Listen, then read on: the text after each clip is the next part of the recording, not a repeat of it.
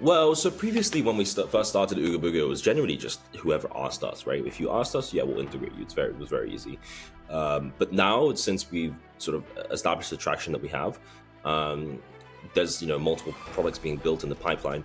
It's very important for us to be able to have a very sustainable and very established workflow with our devs, and that includes sort of me building a sort of mini internal reputation system slash establishing an understanding of whether this project will actually establish liquidity.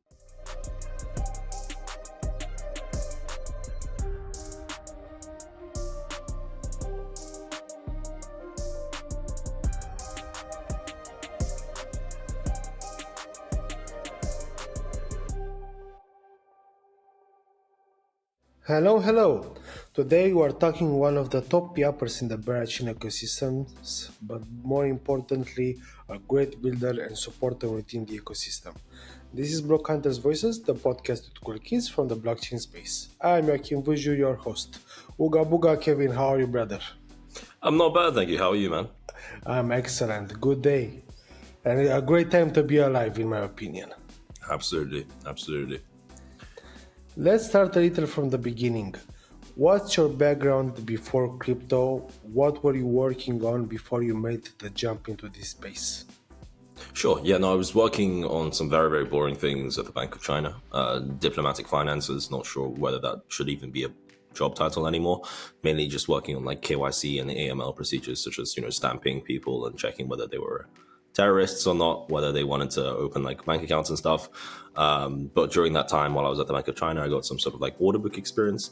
And then based on that, I sort of ventured into the realms of crypto and tried to take that order book fully on chain when I sort of saw the how the traders were working at the Bank of China when they were trading on their off-chain order books, with the Nasdaq and the traditional sort of exchanges like that. And I was like, hey, maybe we could take this concept fully on chain, right? Instead of having like portions fully off-chain, fully on-chain, like DYDX, for example, where they have a portion of it off-chain. Their matching engine is ran on AWS, and obviously if AWS goes down, then their entire order book goes down, right? And so that sort of goes against the decentralized thesis of how order books should operate, and that's what I was trying to work on. And that was the first sort of venture of mine getting into crypto. And what exactly, how can we fill the gap between joining crypto and landing into the Berachain ecosystem? Because I saw in some of your tweets that you actually built on Arbitrum. Correct. Yeah. No, absolutely. So the building on Arbitrum was the fully on-chain order book, right? But when I was building the fully on-chain order book, it didn't find PMF, so I struggled to find product market fit. And so while I was trying to find additional product market fit and sort of trying to save the project that it was going as it was going into sort of spiral, I found Berachain quite early. I think close to 1 year, 1 year and a bit ago now. And we got in contact with the Berachain team through an introduction from Movement Labs, and we started building on Berachain. Originally, we were gonna, through Move, yeah. Originally we were gonna build the order book on Berachain, but we realized there was an opportunity to build something that has the absolute utmost PMF to ever exist, right? Which is the DEX aggregator. And what's been your experience building on Berachain compared to Arbitrum? I mean, maybe we can look a little about like support for the foundation and stuff like that. Mm-hmm. Yeah, no, I think building on a chain when you're early, especially because at the end of the day, right, the foundation is supposed to be an agnostic / neutral sort of entity. But at the end of the day, there's real money involved, right? So there is sort of tendencies to show not favoritism, but have more trust in teams that have stuck with you for longer times and have more conviction and have shown more fealty to you, right? If I'm a blockchain foundation and suddenly a team comes to me like one day before mainnet and says, hey, I need support, I need marketing support, I need you guys to retweet this, I need you guys to connect me here, I'm probably not going to be as likely to do it if, a team that has been with me for 2 years or 1 year and a half comes to me and says, hey, I need a retweet now. I need you to connect me here. It's a completely different story, right? So being early to an ecosystem I think is pretty important, and showing that commitment to, is one of the true sort of powers which Ooga Booga has been able to show. Every crypto builder has a wild story. Do you got any funny moments or memorable interactions with your team or other builders in the Berachain ecosystem? Yes. When I first got interacted with Berachain, I actually asked MVP for a job, but he rejected me. Yeah, I asked him for a job. Yeah, he rejected me. Maybe that's for the best, you know. It turned out for the best. Yeah, correct. Yes. I called him. He asked me to call, and I thought that he wanted to call at the very moment. So I texted him, right, and I said, "Hey, I'm shirtless right now. Let me put on a shirt, and then we can call." And he was shocked. He was kind of shake shack shocked. He was like, "Oh shit, let's call now."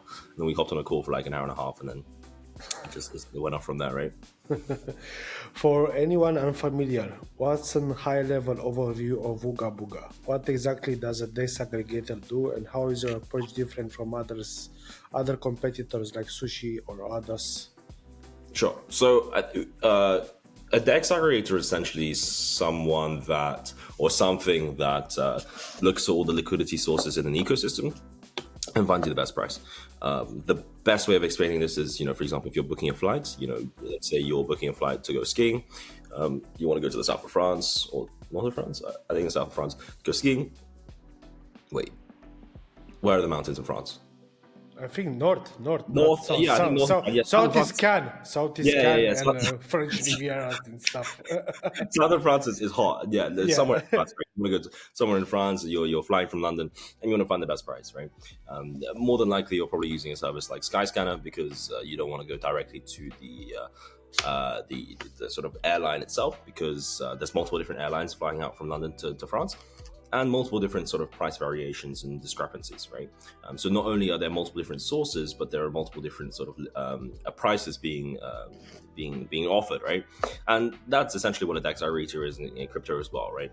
Looking at the multiple different sources, in this case, which is the sort of airlines, and looking at the different prices, which is sort of like the flight ticket costs, and then combining them.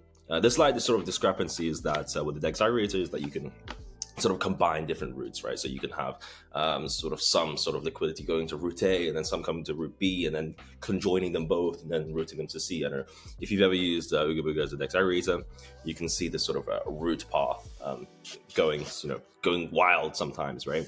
And that's the algorithm of the DEX aggregator trying to save you as much money as possible.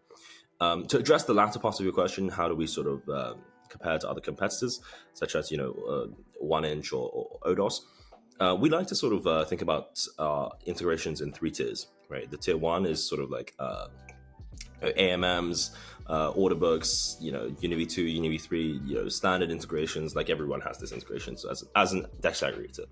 Tier 2 is sort of like wrapping wrapped assets, right? Sort of like going ETH to SETH, going from ETH to RETH, or WBTC to Solve BTC, sort of stuff like this, where you're considering the liquidity of both the unwrapped asset and also the wrapped asset, right? And then the third is sort of protocol specific integrations, right? And so I don't believe that anyone in the industry is doing this. But the protocol specific integrations means that I can look at a protocol such as, let's say Zero Land on Berachain, which is a sort of it's a money market. I can deposit a position and then get back an LP receipt token and then look for the liquidity within the LP receipt token. Now, the thing about these sort of integrations is that it's not so important during day-to-day work, because if you deposit into a money market, you're going to get like 70% LTV or 60% LTV, so you already lose like 60-70% of your asset worth already, right? But during black swan events, let's say during huge crashes or stablecoin depegging or someone gets hacked, right? These sort of integrations come into play, right? Because there's a lot of imbalance within the system, which drives further volume through us, and, further fees, and also allows us to bring the peg back to normal rates even quicker because we've integrated all the different. I remember you talked about this on Twitter as well, that you actually made a lot of fees because you had a black swan event on testnet, right? Correct. Yes. I think that was the highest volume and fee day that we ever had when testnet prices crashed like 90%. Yeah. You've raised 1 million in a seed round in March this year, and I gotta ask. I mean, how was the pitch like, especially to the non-Berachain folks? Well, I think it wasn't too bad. I think it was pretty straightforward. I mean, we've been able to raise another round since then. That's alpha that I'm sort of Oh, saying on nice. this podcast. I haven't told anyone that yet, but that's alpha. We'll be announcing that one soon. But it was pretty straightforward. I think it was a pretty sweetheart deal. 10 mil valuation was, it's A pretty good for catch. the project. Yeah, it's a dime. How big is the team right now? Right now, the team is four, so we're very, very lean. Our burn is lean. Our team is lean. We do things quick. If we want a feature, we ship it quick. We got one CTO and co-founder, which is Bruno, and then one back-end dev, one front-end dev, and then me. A lot of people sort of ask me like, you don't need someone helping you on the BD and sales side. I'm like, nah, not really. I think that in the early stages of a company, the only sort of competent or the only sort of person that will sell the company the best is a co-founder, right? Anyone else Exactly. trying to sell the company is not gonna. You can't expect other people to do the job for you, right? Exactly. Yeah, but it's really curious how you handle everything with just four people. I mean, I'm imagining you're gonna scale after you raise the another round, right? Yes, we're planning on. We just poached someone from a very notable company who will be coming soon. I want to talk a little about the Ooga Box system because it's super unique and well known across the ecosystem. What inspired it and what was the vision behind the campaign? Uh, Ooga Box was. It's a very, very good question. I think Ooga Box took a lot of thought. It's definitely something innovative. I don't think anyone's ever tried it before. It's my approach to looking at traditional marketing methods such as logo X logo partnerships and doing Twitter spaces and running Twitter ads or paying YouTube KOLs to make videos and stuff, and sort of like taking all of that and considering, okay, what is all of this, like what does all of this amount to, like what's the end goal of all of this, right? The end goal was Mindshare, right? And the establishing Mindshare was the most important part. And so I, got through the process, got to the conclusion, and I worked back from the conclusion to get to the process and how I was thinking, okay, how can we do the process better of getting higher Mindshare for extended period of time? And that's how we landed on Ooga Bucks, right? But the Talk, most, yeah, go ahead. please. Talking about Mindshare, my first thought is that you've been a top Kaito yapper for now, and I mean top three for some time ago. What's the secret sauce to staying there, and what's your take on the whole yapping? There's no secret sauce. It's just it's a lot of thinking, a day and night about Berachain. It's just like honestly, I set myself a goal of tweeting 25 tweets a day, like 2 days ago, and I have not been able to keep up to it. It's not easy. Like trying to tweet a lot is like it takes up a lot of like mindshare within your own brain. Like you're thinking like I could tweet this, I could tweet this, I could tweet this. No, but this doesn't work. This doesn't work. There's no secret sauce. It's just genuinely thinking about the topic. I Like don't know every, Johnny how he does it because he tweets like yeah, 50 times per day. I mean yeah, that's insane. man, he's crazy. Yeah. Yeah, it's, Moving along, do you have any key takeaways or lessons that you've learned the past year from testnets? from testnet. Yeah, from the testnet, exactly. Um,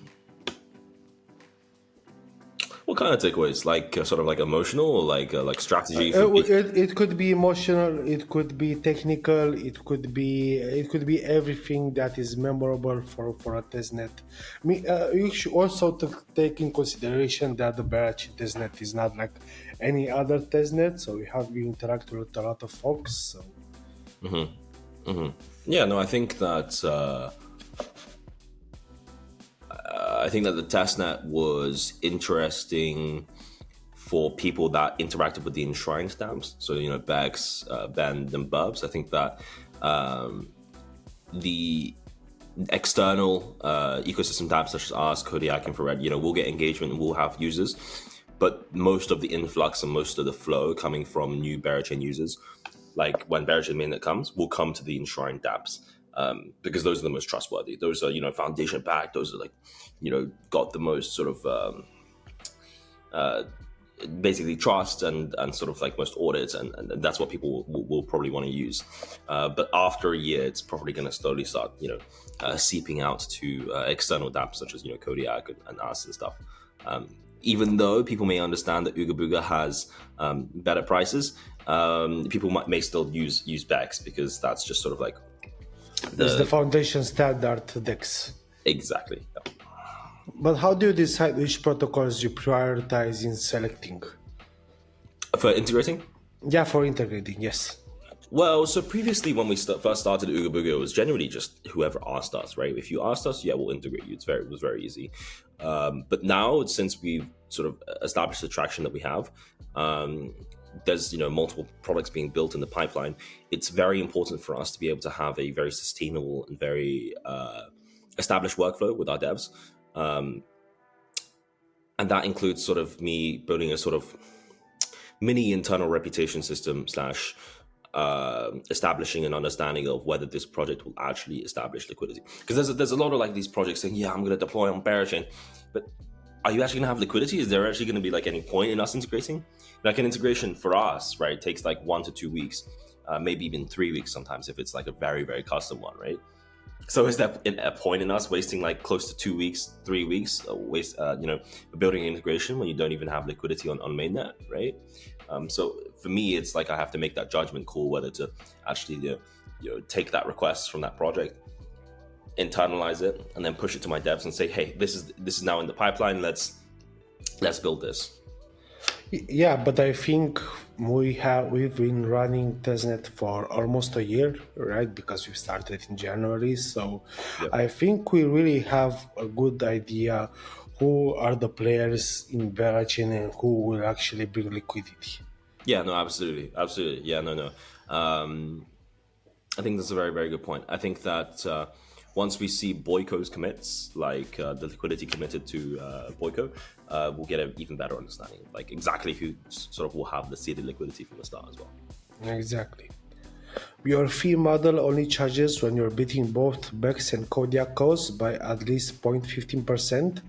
Why did you go with this approach instead of a more traditional model? I don't think there is a traditional model for taking fees on DEX aggregators. I think that's pretty it's pretty questionable. I think that 1inch has failed to establish a sustainable fee model apart from their sort of like solver system with their RFQs. It's called like 1inch. Forgot 1inch dark. It's like to do with dark short though.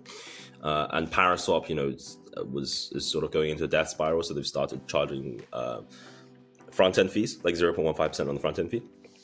But the inspiration behind sort of charging only 0.069% if we beat Bex and Kodiak by 0.15% is that we don't want to handicap the user, right? If the user is not getting a good price and still getting charged, that's fucked up, right? Because they'll just go to the other front end, right? But when you're actually getting charged for when you like actually get a better price and you still beat the other price, that's sort of like the fee that you're paying for to have this service. With Berachain's proof of liquidity, how do you see Ooga Booga leveraging it moving forward? Any unique features you're planning to introduce around it? With the DEX aggregator product, not so much, because it's sort of just it's a sort of EVM implementation. But the sort of GTM strategy, which revolves around Ooga Booga, is deploying the DEX aggregator first, and then after deploying the DEX aggregator, rolling out multiple different other products, right? So similar to the Jupiter X Solana playbook, right? Where Jupiter deployed and established the sort of the dominance and the market kingpinning. And then after that, they released the LSD, which is Troop Sol, which has like close to 800, 900 mil FTV last time I checked. The pubs, which have generated close to like 180 mil in fees. The Launchpad, obviously, and then the Ape Terminal, stuff like this. For us, it's going to be branching out to more further innovative products, not just sort of like this like plain old, GMX or JLP or GLP sort of forks or gains forks and stuff like this. But other sort of like, and we can't obviously deploy the Launchpad because our friends, Ramen, have a launch pad. So it kind of forces us into a corner to deploy something very, very innovative and stuff that hasn't been tried before, right? One of these things is like sort of like indexes. So OB utility 20 or OB meme 20, which is essentially the collection of 20 of the biggest meme coins on Berachain, which you could buy as an index, or OB utility 20, which is the top 20 utility tokens on Berachain, stuff Sounds like good. this. Yes. But Yeah. talking with you right now, me as a validator, can I redirect BGT emissions to you, Ooga Booga? Not currently. No, not currently. Not currently, but for the Ooga pools, yeah, definitely. Um, but let me get to my final point, right? The big daddy, right? The big daddy product that we're about to ship. Well, not about to ship, but it'll come sometime after mainnet. Is our pubs plus stablecoin product. Now I can't reveal too much about this, but the pubs will definitely have a pool which you can ship BGT emissions to. And the stablecoin, obviously, the stablecoin pairs you can ship BGT emissions to, and so that will be very, very interesting. It's a completely new take on how to solve delta hedge neutral stablecoins. Can't reveal anymore, but it's very interesting. But at some point in time, you proposed an OTC product for Berachain NFTs, right? Correct. I think I proposed that like 2 days ago. Yeah. Oh, I wasn't sure. Do you wanna still do that? Yeah, we can build it. I mean, I'll probably build it when I have time today. I'll just write out the code for it. Shouldn't be too hard, and I'll send it to get it audited. The OTC product is, I think, products exist for this. Tons of products already exist for this, but I think it's pretty cute. Not cute, but would be pretty cool to have this on a Berachain native sort of ecosystem, because it's probably more a Berachain native ecosystem project, because it's probably more trusted. It's quite literally just like seller A saying, "Hey, I want to sell 10 ETARs plus 2 hungry bearers for 10 ETH." And then him putting that into a contract, and then the buyer putting like 10 ETH into the contract. They lock it, and then one gets another one, and one gets another one, right? Can you sell like whitelist for steady teddies? It's the big hype right now. It's $1,000 to a whitelist, or $12,000 one. Yeah, I mean, whitelist. I think that's a different concept, right? Because it's not an on-chain. It's not an on-chain concept. Yeah, definitely is different. Are you planning doing NFTs or something? I mean, everybody in the ecosystem is doing right now. I don't really see why we should do it, because you No, just raised. I think that NFTs are cool. I think that it can be a great addition to your projects. But for us, we've always seen it as sort of like an additional. The meme where it's like if the price goes up, everyone says, "Oh, the tech has suddenly increasingly become better," and if the price goes down, the price associated to any project, right? The tech is associated, like if the price goes down, it's like, "Oh, the tech is bad now," right? Having a floor price association with the project, in my opinion, is something that you have It's to bad. maintain. Yeah, it's I wouldn't say it's bad, but like you have to maintain it, right? It's like an association. As soon as you put that out there, there's no retracting it, right? You have to maintain that floor price kind of forever. Like if it goes down, you kind of like, they'll be like, "Oh my god, you're letting the community down." Da, da, da. It's like you kind of have to like maintain that for infinity now. You know what I mean? Are there any other protocols or features you think Berachain is missing or could really benefit from adding? I think that I tweeted this a while ago, but I think that order books are something that should be very, very interesting and explored on Berachain right now. There's an interesting project called Berabook. I believe it's sort of like I don't know that one. you don't know that one? No, Berabook? Berabook, yeah. It's front end for Clobber, I believe, but it's very interesting. They're making a lot of money on base through their market making and providing. I think they're providing like 10% of, was it 10% or 40% of USDC ETH take a flow through ODOS on base. So I suspect they'll probably provide a lot of flow on Berachain as well. And it's an integration that we're working on. But would be very excited to see more order books come onto Berachain. I definitely think we're gonna see more of the books. I mean, people are just happy about Berachain. You can see on my timeline every single day I see a new project popping in. But at the same time, I think most of them are scamish. They just wanna ride the hype. Yeah, no. I think there's a lot of that sort of like trying to ride the hype, right? We are entering the last chapter of the podcast, and we want to wrap things up with some rapid fire questions Sure. to get a sense of where your head's at when it comes to crypto. But for this one, just quick top of mind answers. What's the most underrated and overrated idea in crypto right now?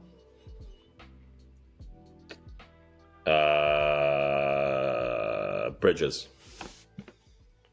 Bridges are underrated or overrated? Underrated. And overrated idea? Intense-based protocols. Top 3 most used crypto apps? Top 3 most used crypto apps. Jumper Exchange, Ooga Booga, and Royco right now. Yeah. What's a crypto related topic that you've completely changed your mind in the past year? Crypto related topic that's completely changed my mind. The NFT ecosystem. Didn't realize it was so profitable. What problem in crypto do you think most urgently needs solving? Urgently needs solving. I think people need to advance chain abstraction a bit more. I think that Particle Network is building something very cool with Universal X, where you can deposit any asset and trade it on any asset and use any gas to build any asset, right? Gas to pay for any asset. Shout out Tabasco. Yeah, shout out Tabasco. Yeah. I love his videos. I think, but the problem is that they have to list the asset first, and then it doesn't offer sort of like test nets and stuff like this. Yeah. What's one bear market lesson that stuck with you? Bear market lesson: don't sell, hold. If you can. Yeah, if you can. Yeah. Besides Berachain, what's got you most excited about crypto these days? Hyperliquid. Oh, that's a good one. Biggest loss you've taken while building that taught you something? Biggest loss.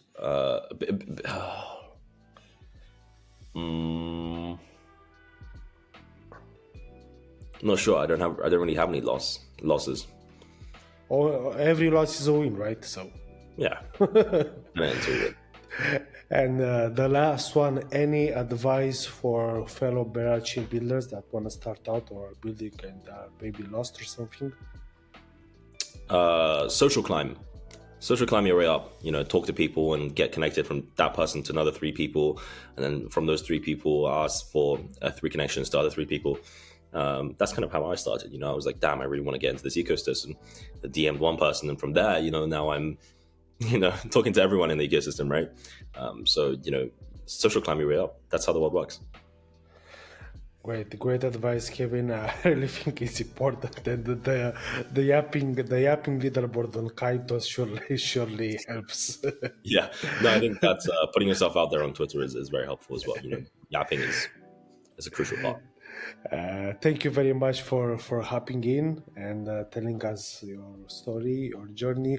Let's do an Ooga Booga at 3, 2, 1. Ooga Booga!